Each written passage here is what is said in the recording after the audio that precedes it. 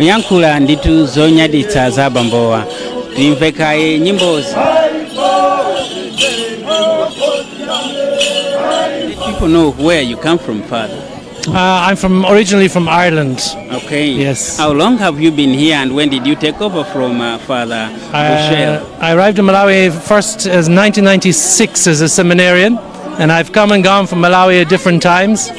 And I took over from Father Boucher in 2020. Okay. What would be your word since you took over? What will you remember him for, and what would be the way forward from here?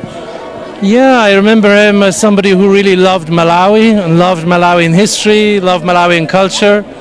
He was so eager that people see the beauty and the power that we have here in Malawi through our history and culture. And he wanted to share that with Malawians and with visitors and anyone who would accept to listen to him, because he was so animated by the experience of living in Malawi and the culture of Malawi. So I remember him as a very animated person, but somebody who really had a deep affection for the country of Malawi.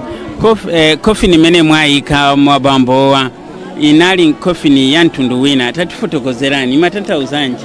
Ya bokosi nali bokosi la chigwirizano timati mutu mmodzi susenze denga sono pamene utenga wa chisoni nafika kuno osema kuti andi amene anapindula kwambiri kudzera maluso a chisale anakhala pansi lero kuti titani pofuna kulemekeza achisale amene datisiya. Sono anakhala pansi kugwirizana adayamba kusonka kupeza matabwa kugwirizananso ndi design.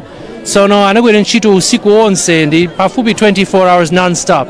Nthawi imodzi kunali osemba pafupi 30 pamwamba tayike chiboliboli cha Dying and Rising Christ. It was a design that was very close to Chisali's heart. It was the idea of you need to die to your old self to be reborn again. Apa ndikumaliza mawanu pamene tikupita chitsogolo nditsowa kuti kuli malo okopa alendo mawanu kupita chitsogolo mawanu ndi otani. Will this place keep on moving, please?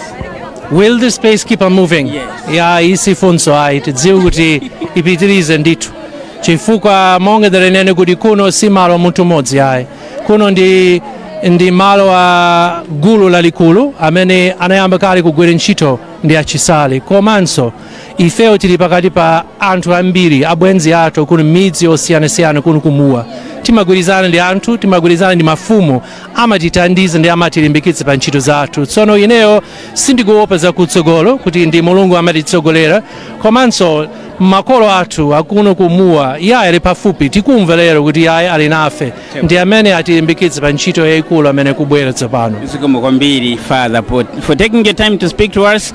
This is an interesting place, and I invite you, if you haven't visited Kungoni Center of Culture and Arts, it's interesting inside. Thank you, Father, taking time to speak to us. Zikomo kwambiri tatokoza. Zikomo. That is